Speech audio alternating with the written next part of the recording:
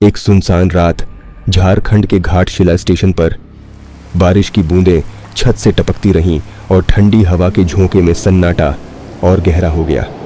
Auto driver Ramdeen अपनी आखिरी सवारी के इंतजार में स्टेशन के बाहर खड़ा था जब अचानक एक लड़की सफेद दुपट्टा ओढ़े अकेली सहमी हुई ऑटो की ओर बढ़ी। मुसाबनी चलोगे? लड़की की आवाज में कुछ ऐसा था जिसने रामदीन को पल भर के लिए सोचने पर मजबूर कर दिया, मगर रोजी रोटी की मजबूरी के आगे उसने सिर हिला दिया। जगह पर पहुंचने के बाद लड़की पैसे लाने के लिए घर के अंदर गई और फिर कभी वापस नहीं लौटी। जब रामदीन ने दरवाजा खटखटाया तो जो जवाब मिला उसने उसके पैरों तले जमीन खिसका दी। लड़की, बेटा, वो तो 8 साल पहले इस रास्ते पर हादसे का शिकार हो गई थी। अब सवाल यह है, वो लड़की कौन थी? क्या रामदीन किसी रहस्य के जाल में फंस गया है? क्या वह इस गुत्थी को सुलझा पाएगा या फिर इस रात की सच्चाई उसे भी लील जाएगी? जानने के लिए सुनिए इस खौफनाक कहानी का हर हिस्सा, जहां हर मोड़ पर छुपा है डर, धोखा और एक ऐसा सच जिसे जानने वाला कभी चैन से नहीं जी पाया। दोस्तों, कहानी शुरू करने से पहले मुझे आपसे एक छोटी सी रिक्वेस्ट है कि अगर आप लोग मेरे चैनल पर नए हैं तो मेरे चैनल को सब्सक्राइब करें और मेरी वीडियो को लाइक करें। तो चलिए दोस्तों, बिना समय बर्बाद किए कहानी शुरू करते हैं। रात के 2 बज रहे थे। जोरों की बारिश हो रही थी। घना अंधेरा था। बादल रह रहकर गरज रहे थे। थोड़ी थोड़ी देर पर बिजली चमकती तो आसपास की चीजें दिखाई पड़ती, अन्यथा हाथ को हाथ सूझना भी मुश्किल था। झारखंड के घाटशिला स्टेशन के बाहर रामदीन अपना ऑटो लगाए सवारी का इंतजार कर रहा था। इस मौसम में सवारी मिलने की उम्मीद कम थी, फिर भी हो सकता था कि कुछ देर बाद आने वाली ट्रेन से कोई यात्री आ जाए। करीब 1 घंटे बाद ट्रेन आई। थोड़ी देर बाद बिजली चमकने पर एक 18 से 20 वर्ष की लड़की कंधे पर बैग लटकाए बाहर निकलती दिखाई दी। वह सीधे उसके ऑटो के पास पहुंची और मुसाबनी चलने को कहा। रामदीन ने कहा, रात का वक्त है, इसलिए वहां चलने पर 500 रुपये लगेंगे, नहीं तो 2-4 घंटे इंतजार कर लीजिए, सुबह 100 रुपये में ले चलूंगा। लड़की बोली, अभी 200 रुपये रख लो, बाकी वहां पहुंचकर दूंगी, और वह ऑटो पर बैठ गई। रामदीन ने ऑटो बढ़ा दिया। करीब आधे घंटे बाद वह उसके घर तक पहुंचा। एक मकान के बाहर लड़की ने गाड़ी रुकवाई और घर से पैसे लाने की बात कहकर अंदर चली गई। काफी देर इंतजार करने के बाद रामदीन ने दरवाजा खटखटाया। एक बूढ़े व्यक्ति ने दरवाजा खोला। रामदीन बोला, जो मेम साहब थोड़ी देर पहले आई हैं, उन्होंने मेरा पूरा भाड़ा नहीं दिया है। बूढ़े ने आश्चर्य से उसकी ओर देखा और कहा, यहां तो कोई मेम साहब नहीं रहती, मैं अकेला रहता हूं। रामदीन की नजर अंदर रखी एक फोटो पर पड़ी। उसने कहा, यही मेम साहब थीं, मैं इन्हें ही स्टेशन से लेकर आया हूं। बूढ़े ने फोटो की ओर देखा, फिर ठंडी सांस भरते हुए कहा, इस लड़की को मरे हुए 8 साल हो गए। देखो, फोटो पर माला डली हुई है, ये मेरी पोती थी, ये कैसे आ सकती है? रामदीन के होश उड़ गए। वह चुपचाप अपने ऑटो के पास पहुंचा। उसने देखा कि सीट पर 100-100 के 3 नोट रखे थे। उसने जल्दी से नोट जेब में रखे और वहां से बेतहाशा भागा। रामदीन के हाथ पांव सुन्न पड़ चुके थे। उसके गले से आवाज तक नहीं निकल रही थी। उसने ऑटो को तेजी से घुमाया और वहां से भाग निकला। रास्ते में भी उसे अजीब और गरीब एहसास हो रहा था, मानो कोई उसके पीछे बैठा हो। जब वह घाटशिला स्टेशन के पास पहुंचा तो उसने एक चाय की दुकान पर ऑटो रोका। उसने कांपते हाथों से चाय का कप उठाया और एक लंबा घूंट भरा। वहां बैठे कुछ लोगों ने देखा कि उसका चेहरा पीला पड़ा हुआ था। उनमें से एक बूढ़ा व्यक्ति जो अक्सर वहां बैठकर चाय पिया करता था, रामदीन के पास आया और पूछा, क्या हुआ रे, ऐसे कांप क्यों रहा है? रामदीन ने अपनी कंपाती आवाज में पूरी घटना सुनाई। जैसे ही उसने लड़की की फोटो और बूढ़े आदमी की बात बताई, बूढ़ा व्यक्ति चौंक पड़ा। वह बोला, अरे, तुझे सच में वह लड़की मिली? 8 साल पहले उसकी मौत हो गई थी, लेकिन कहते हैं कि उसकी आत्मा अब भी स्टेशन के आसपास भटकती है। रामदीन की आंखें फटी रह गईं। बूढ़ा आगे बोला, उसका नाम अनामिका था। वह मुसाबनी में अपने दादा के साथ रहती थी। एक रात वह किसी ट्रेन में चढ़ने स्टेशन आई थी, लेकिन लौटकर कभी नहीं गई। लोगों ने सुना कि वह किसी दुर्घटना का शिकार हो गई थी, लेकिन उसका शव कभी नहीं मिला। तब से कई बार लोगों ने उसे रात के अंधेरे में देखा है, लेकिन कोई यह नहीं जान पाया कि वह आत्मा क्यों भटक रही है। रामदीन को लगा जैसे उसकी सांसें रुक जाएंगी। वह किसी तरह चाय खत्म कर वहां से निकल पड़ा, लेकिन उसके दिमाग में सवाल उमड़ रहे थे। अगर अनामिका की आत्मा अब भी स्टेशन पर भटकती है तो आखिर क्यों? क्या उसकी मौत एक हादसा थी या कोई गहरी साजिश? अगले दिन रामदीन ने ठान लिया कि वह इस रहस्य को सुलझाएगा। वह दोबारा उस बूढ़े आदमी के घर पहुंचा। बूढ़ा व्यक्ति उसे देखकर चौंका। फिर से आ गया? क्या अब भी यकीन नहीं हुआ? रामदीन ने धीरे से कहा, बाबूजी, मैं जानना चाहता हूं कि अनामिका की मौत के पीछे क्या राज है। उसकी आत्मा अब भी भटक रही है। कहीं ऐसा तो नहीं कि उसके साथ कुछ अनहोनी हुई थी? बूढ़े की आंखें भर आईं। उसने धीमे स्वर में कहा, अनामिका बहुत सीधी सादी लड़की थी, लेकिन एक रात अचानक गायब हो गई। उसके कुछ दोस्तों ने बताया कि वह आखिरी बार स्टेशन पर देखी गई थी, लेकिन फिर वह कहीं नहीं मिली। पुलिस ने बहुत खोजबीन की, लेकिन कुछ हाथ नहीं लगा। मैं आज भी उस दिन को याद करके कांप उठता हूं। रामदीन को लगा कि मामला कहीं ना कहीं अधूरा रह गया था। उसने ठान लिया कि वह स्टेशन जाकर कुछ पता लगाएगा। उस रात वह हिम्मत जुटाकर फिर से घाटशिला स्टेशन पहुंचा। रात के 2 बजे का समय था। फिर से बादल गरज रहे थे और हल्की बारिश हो रही थी। स्टेशन पर सन्नाटा था। रामदीन ने इधर उधर देखा। कुछ देर इंतजार करने के बाद वही ट्रेन आई जिससे अनामिका पिछली रात उतरी थी। रामदीन की धड़कन तेज हो गई। वह सावधानी से प्लेटफॉर्म पर खड़ा रहा। तभी उसे वही लड़की दिखाई दी। वही उम्र, वही बैग, वही कपड़े। रामदीन का दिल जोर जोर से धड़कने लगा। उसने हिम्मत जुटाकर पूछा, तुम कौन हो और क्यों हर रात यहां आती हो? लड़की ने धीरे से सिर घुमाया और उसकी आंखों में देखा। उसकी आंखें बिल्कुल शून्य थीं, जैसे उनमें कोई भावना ही न हो। मुझे इंसाफ चाहिए। मेरी मौत एक हादसा नहीं थी। मुझे किसी ने मारा था। लड़की की आवाज हवा में गूंज उठी। रामदीन की रीढ़ की हड्डी में सिहरन दौड़ गई। वह समझ गया कि यह आत्मा तब तक भटकेगी जब तक उसे न्याय नहीं मिलेगा। लेकिन असली हत्यारा कौन था? रामदीन ने तय कर लिया था, वह इस रहस्य को हल करके रहेगा। लेकिन जैसे ही उसने लड़की की ओर एक और कदम बढ़ाया, अचानक उसके आसपास की हवा ठंडी हो गई और पूरी जगह धुंध से भर गई। फिर अचानक लड़की की परछाई उसकी आंखों के सामने से गायब हो गई। लेकिन तभी स्टेशन के कोने से धीमे कदमों की आहट आने लगी। किसी ने धीरे से फुसफुसाकर कहा, तुमने सच जानने की कोशिश की है, अब तुम्हारी बारी है। रामदीन ने तेजी से पीछे मुड़कर देखा, लेकिन वहां कोई नहीं था। क्या रामदीन अब इस रहस्य से खुद को बचा पाएगा, या फिर यह आत्मा उसे भी अपने रहस्यमयी जाल में फंसा लेगी? रामदीन पर हुए हमले के बाद वह समझ गया कि अब वह सच के बेहद करीब पहुंच चुका है, लेकिन वह डरने वालों में से नहीं था। अगले दिन वह अनामिका के दादा से दोबारा मिलने गया। बूढ़े ने दरवाजा खोला और उसे देखकर चौंक गया। फिर से आ गया बेटा, कुछ पता चला? रामदीन ने गंभीर स्वर में कहा, बाबूजी, मुझे लगता है कि आपकी पोती की हत्या एक गहरी साजिश का हिस्सा थी। मुझे एक भिखारी ने बताया कि अनामिका के साथ आखिरी बार एक पुलिस वाला देखा गया था। यह मामला जितना दिखता है उससे कहीं ज्यादा खतरनाक है। बूढ़े की आंखों में एक नया भय उभर आया। पुलिस? लेकिन क्यों? मेरी पोती का किसी से क्या दुश्मनी थी? रामदीन ने सोचा, मुझे इस साजिश की जड़ तक पहुंचना होगा। उसने तय किया कि वह अनामिका के पुराने दोस्तों से मिलेगा। उसने मुसाबनी जाकर अनामिका की कॉलेज की एक सहेली रश्मि से संपर्क किया। रश्मि ने सुना तो उसकी आंखों में डर था। वह धीरे से बोली, रामदीन भैया, आप इस मामले में मत पड़िए, ये बहुत खतरनाक है। अनामिका का एक आदमी के साथ झगड़ा हुआ था जो बहुत प्रभावशाली था। उसी के बाद वह गायब हो गई थी। कौन था वह आदमी? रामदीन ने तुरंत पूछा। रश्मि ने इधर उधर देखा और धीरे से फुसफुसाई, एक पुलिस अधिकारी, सुबोध कुमार। वह अनामिका को परेशान करता था।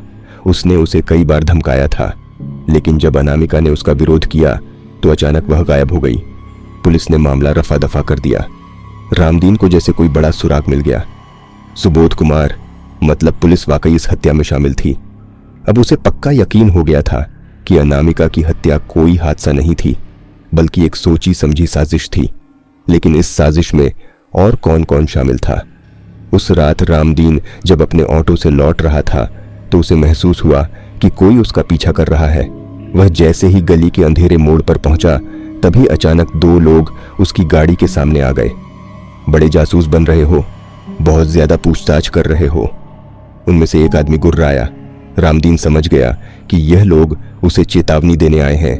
उसने खुद को संभालते हुए कहा, सच बाहर आएगा, चाहे तुम कुछ भी कर लो। उनमें से एक ने जेब से चाकू निकाल लिया और रामदीन की तरफ बढ़ा, लेकिन रामदीन ने तेजी से अपना ऑटो मोड़ा और वहां से भाग निकला।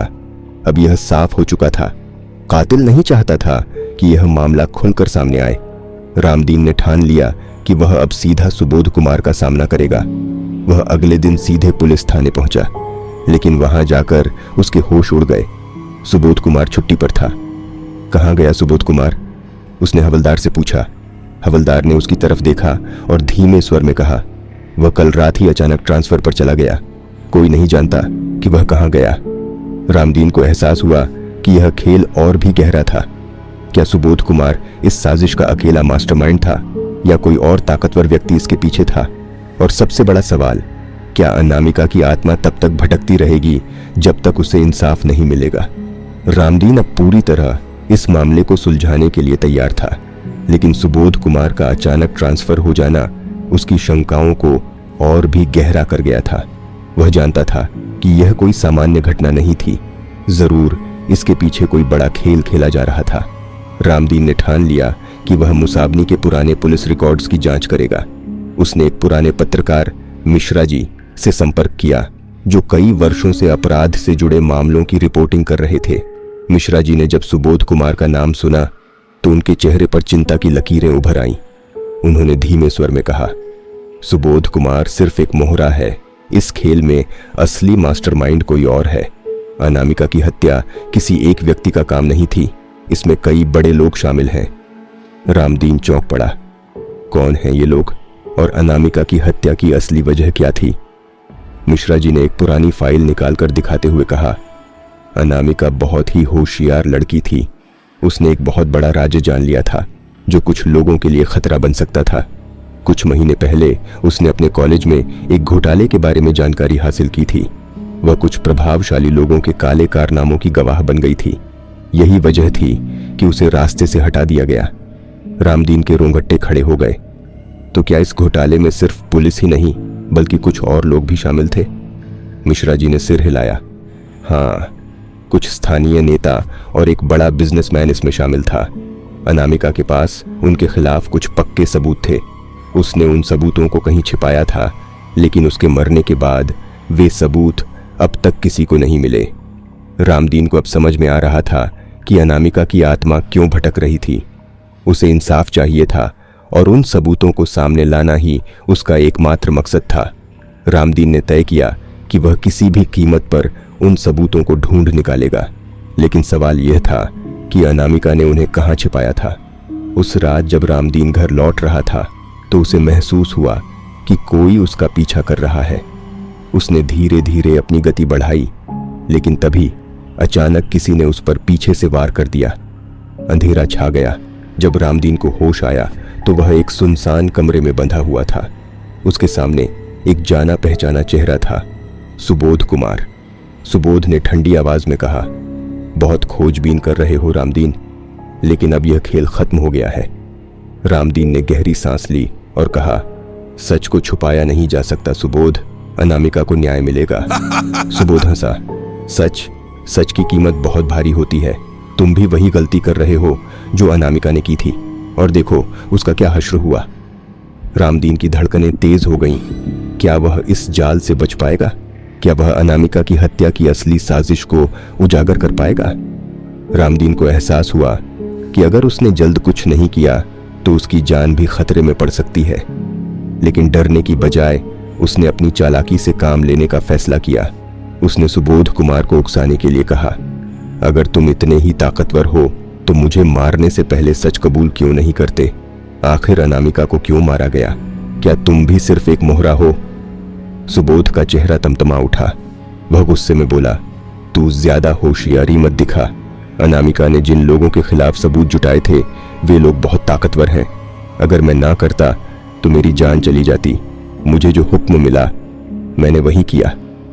रामदीन समझ गया कि इस खेल में सुबोध से भी बड़ा कोई मास्टरमाइंड है। वह और अधिक जानकारी निकालने के लिए बोला, तो उन सबूतों का क्या हुआ? सुबोध ठिठक गया, लेकिन फिर झूठे आत्मविश्वास से बोला, वह सबूत कभी किसी को नहीं मिलेंगे, अब बहुत देर हो चुकी है। इसी बीच अचानक कमरे का दरवाजा जोर से धड़ाम से खुला। बाहर से पुलिस के कई जवान अंदर घुसे और सुबोध को गिरफ्तार कर लिया। पुलिस की अगुवाई कर रहे थे मिश्रा जी। रामदीन आश्चर्यचकित रह गया। मिश्रा जी ने मुस्कुराते हुए कहा, तुमने बहुत बढ़िया काम किया रामदीन। तुम्हारी खोजबीन की बदौलत हमें सुबोध और उसके साथियों के खिलाफ पक्के सबूत मिल गए। रामदीन ने राहत की सांस ली, लेकिन वह जानता था कि अभी खेल खत्म नहीं हुआ था। उसने पूछा, लेकिन असली मास्टरमाइंड कौन है? मिश्रा जी गंभीर हो गए और बोले, वह बहुत बड़ा आदमी है, लेकिन अब हमारे पास सबूत हैं और अनामिका को जल्द ही न्याय मिलेगा। रामदीन को यकीन था कि अनामिका की आत्मा अब चैन से सो सकेगी, लेकिन उसके मन में अभी भी एक सवाल था, अगर असली मास्टरमाइंड खुलकर सामने नहीं आया तो क्या यह खेल यहीं खत्म होगा या फिर एक नया खतरा उसका इंतजार कर रहा था? रामदीन को लग रहा था कि सब कुछ ठीक हो गया है, लेकिन वह गलत था। रात के समय जब वह अपने घर पहुंचा तो उसे महसूस हुआ कि कोई उसकी निगरानी कर रहा है। अचानक कमरे की लाइटें बुझ गईं। कमरे में घना अंधेरा था। तभी एक ठंडी हवा का झोंका आया और खिड़की अपने आप खुल गई। रामदीन के रोंगटे खड़े हो गए। उसकी नजर सामने लगी दीवार पर पड़ी, जहां खून से लिखा था, खेल अभी खत्म नहीं हुआ। रामदीन का गला सूख गया। तभी उसे दरवाजे के पास धीमे धीमे कदमों की आहट सुनाई दी। वह डरते डरते दरवाजे की ओर बढ़ा, लेकिन दरवाजे के पीछे कोई नहीं था। अचानक उसे किसी के हंसने की भयानक आवाज सुनाई दी। वह घबराकर पीछे मुड़ा तो उसने देखा अनामिका का धुंधला अक्स उसके सामने खड़ा था, लेकिन यह वही मासूम लड़की नहीं थी जिसे उसने देखा था। उसकी आंखें गहरी काली थीं, उसका चेहरा विकृत था और उसका मुंह खून से सना हुआ था। रामदीन चीख पड़ा, लेकिन उसकी आवाज गले में ही अटक गई। अनामिका की आत्मा धीरे धीरे उसकी ओर बढ़ रही थी। उसकी ठंडी सफेद उंगलियां रामदीन की गर्दन के पास आ गईं। तभी एक जोरदार धमाका हुआ और पूरा कमरा हिल गया। रामदीन को लगा जैसे वह किसी भंवर में गिर रहा हो। उसे बेहोशी महसूस हुई और उसकी आंखें बंद हो गईं। जब उसने दोबारा आंखें खोलीं तो वह किसी अज्ञात जगह पर पड़ा था। चारों ओर घना कोहरा था और दूर से अनामिका की वह भयावह हंसी अभी भी गूंज रही थी। रामदीन लड़खड़ाते हुए खड़ा हुआ और इधर उधर देखने लगा। तभी उसने देखा कि कोहरे के बीच से एक पुरानी जर्जर हवेली उभर रही थी। हवेली से सड़ी गली गंध आ रही थी और उसकी खिड़कियां किसी अदृश्य ताकत से खुद ब खुद खुल बंद हो रही थी। रामदीन के कानों में किसी की फुसफुसाहट गूंजने लगी, सच की तलाश में आए हो तो पहले खुद को बचाओ। अचानक हवेली के दरवाजे पर किसी ने जोर से दस्तक दी। रामदीन डरते हुए दरवाजे के पास गया और जैसे ही उसने दरवाजा खोला, सामने एक कंकाल खड़ा था। उसकी आंखों से लाल रोशनी निकल रही थी और उसके मुंह से एक भयानक चीख निकली। रामदीन ने पीछे हटने की कोशिश की, लेकिन उसके पैर किसी अदृश्य शक्ति ने जकड़ लिए। तभी हवेली की खिड़कियों से अनगिनत सफेद धुंधली आकृतियां निकलने लगीं, जो धीरे धीरे उसके चारों ओर मंडराने लगीं। अचानक एक जानी पहचानी आवाज गूंजी, रामदीन भागो, ये सब एक जाल है। यह आवाज मिश्रा जी की थी। लेकिन मिश्रा जी यहां कैसे पहुंच गए? क्या वह जिंदा थे या यह भी कोई छलावा था? रामदीन को अब यह समझ में आ रहा था कि वह सिर्फ एक खौफनाक रहस्य नहीं, बल्कि एक शापित कहानी का हिस्सा बन चुका था, जिसमें हर मोड़ पर नया खतरा उसका इंतजार कर रहा था। रामदीन को अब यह समझ में आ रहा था कि वह सिर्फ एक खौफनाक रहस्य नहीं, बल्कि एक शापित कहानी का हिस्सा बन चुका था, जिसमें हर मोड़ पर नया खतरा उसका इंतजार कर रहा था। उसने चारों ओर नजर दौड़ाई, लेकिन हर तरफ वही घना कोहरा और अजीब सी फुसफुसाहटें सुनाई दे रही थीं। मिश्रा जी की आवाज फिर से गूंजी, रामदीन तुम्हारे पास ज्यादा वक्त नहीं है, भागो। लेकिन भागे कहां? हवेली का दरवाजा अचानक खुद ब खुद बंद हो गया और अब रामदीन को लगा जैसे कोई अनदेखी शक्ति उसे अंदर खींच रही थी। उसकी सांसें तेज हो गईं, दिल जोर जोर से धड़कने लगा। तभी उसकी नजर हवेली की दीवारों पर पड़ी, जहां खून से कुछ लिखा हुआ था, जो अंदर आया वह कभी लौट नहीं पाया। रामदीन को पसीना आने लगा। तभी एक भयानक कराह सुनाई दी और एक परछाई उसकी ओर बढ़ने लगी। ये परछाई किसी इंसान की नहीं थी, ये एक बेजान मगर चलती फिरती लाश थी, जिसकी आंखों में सिर्फ अंधेरा था। रामदीन ने पीछे हटने की कोशिश की, लेकिन अचानक जमीन उसके पैरों तले हिलने लगी। वह संतुलन खो बैठा और धड़ाम से नीचे गिर गया। अचानक हवेली की छत पर किसी के जोर जोर से हंसने की आवाज आई। उसने सिर उठाकर देखा, वहां अनामिका खड़ी थी, मगर यह वही लड़की नहीं थी जिसे उसने पहले देखा था। उसके चेहरे पर गहरी दरारें थीं, उसकी आंखों से काला धुआं निकल रहा था और उसके होंठ एक खौफनाक मुस्कान में सिले हुए लग रहे थे। रामदीन, तुम्हें सच जानना है ना? तो आओ मेरे साथ अंधेरे की गहराइयों में। रामदीन ने चीखने की कोशिश की, मगर उसकी आवाज गले में ही अटक गई। तभी हवा में एक तेज झोंका उठा और हर चीज धुंधली होने लगी। अब सवाल यह था, क्या रामदीन इस शापित जगह से जिंदा बाहर निकल पाएगा, या वह भी उन आत्माओं की तरह हमेशा के लिए इस हवेली का हिस्सा बन जाएगा? रामदीन ने खुद को संभालने की कोशिश की, लेकिन डर उसकी हड्डियों तक उतर चुका था। अनामिका की वह भयावह छवि उसकी ओर धीरे धीरे बढ़ रही थी। अचानक हवेली के अंदर तेज हवाएं चलने लगीं, खिड़कियां जोर जोर से पटपटाने लगीं और दीवारों से तेज कराहटें आने लगीं। रामदीन, अब तुम मेरे खेल का हिस्सा बन चुके हो। अनामिका की गूंजती हुई आवाज ने उसकी रूह कंपा दी। रामदीन ने खुद को बचाने के लिए दौड़ने की कोशिश की, लेकिन उसके पैर जमीन से चिपक गए थे। ऐसा लग रहा था जैसे कोई अदृश्य शक्ति उसे अपनी गिरफ्त में ले रही हो। तभी हवेली की दीवारों से अचानक सैकड़ों हाथ बाहर आने लगे, जो उसे पकड़ने की कोशिश कर रहे थे। रामदीन ने पूरी ताकत लगाकर खुद को छुड़ाया और तेजी से हवेली के दरवाजे की ओर भागा। लेकिन जैसे ही उसने दरवाजा खोला, बाहर की दुनिया पूरी तरह बदल चुकी थी। वहां एक सामान्य गांव नहीं, बल्कि एक जला गला शहर था। हर जगह राख बिखरी हुई थी और दूर दूर तक लपटें उठ रही थीं। तभी उसके कानों में एक जानी पहचानी आवाज आई, रामदीन, तुम्हें यहां से भागना होगा, ये जगह शापित है। उसने पलटकर देखा, वह मिश्रा जी थे, लेकिन उनका चेहरा अजीब सा लग रहा था, जैसे वह भी इस अंधेरे का हिस्सा बन चुके हों। रामदीन कुछ कह पाता, इससे पहले ही अनामिका के भयंकर अट्टहास की गूंज पूरे माहौल में फैल गई। हवेली की दीवारें हिलने लगीं, जमीन फटने लगी और एक काला धुआं रामदीन की ओर बढ़ने लगा। क्या रामदीन इस शापित दुनिया से बाहर निकल पाएगा, या वह हमेशा के लिए इस अंधेरे में खो जाएगा?